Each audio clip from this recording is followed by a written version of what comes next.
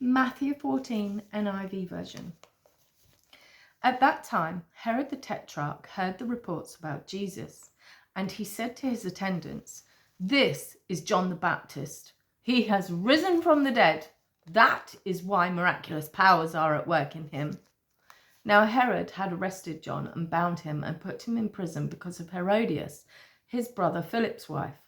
For John had been saying to him, "It is not lawful for you to have her."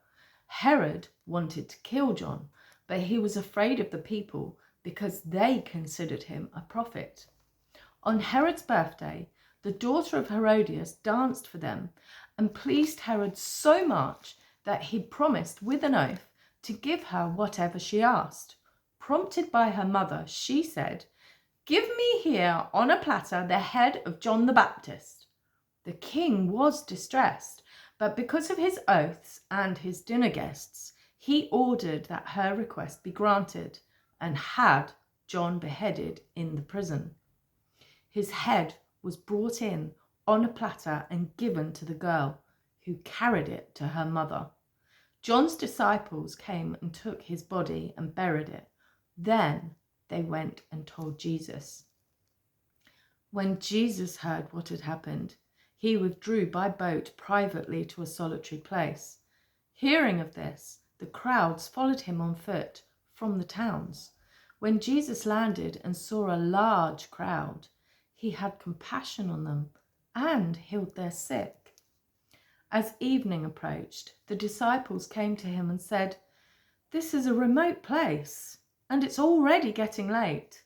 Send the crowds away so that they can go to the villages and buy themselves some food." Jesus replied, "They do not need to go away.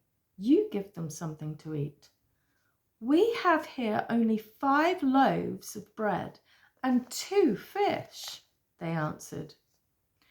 "Bring them here to me," he said, and he directed the people to sit down on the grass, taking the 5 loaves and the 2 fish, and looking up to heaven, he gave thanks and broke the loaves. Then he gave them to the disciples, and the disciples gave them to the people.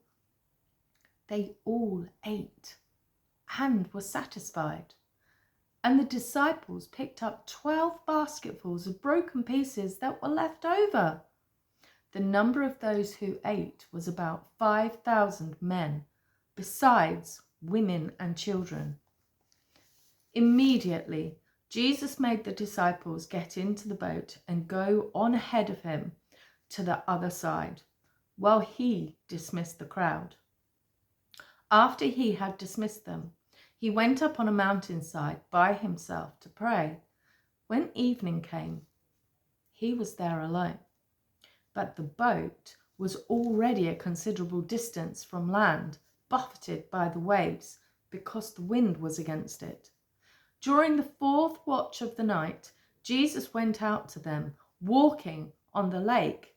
When the disciples saw him walking on the lake, they were terrified. "It's a ghost," they said, and cried out in fear. But Jesus immediately said to them, "Take courage, it is I. Don't be afraid." "Lord, if it's you," Peter replied, "tell me to come to you on the water." "Come," he said. Then Peter got down out of the boat, walked on the water, and came towards Jesus. But when he saw the wind, he was afraid, and beginning to sink, cried out, "Lord, save me!" Immediately Jesus reached out his hand and caught him. "You of little faith," he said, "why did you doubt?" And when they climbed into the boat, the wind died down.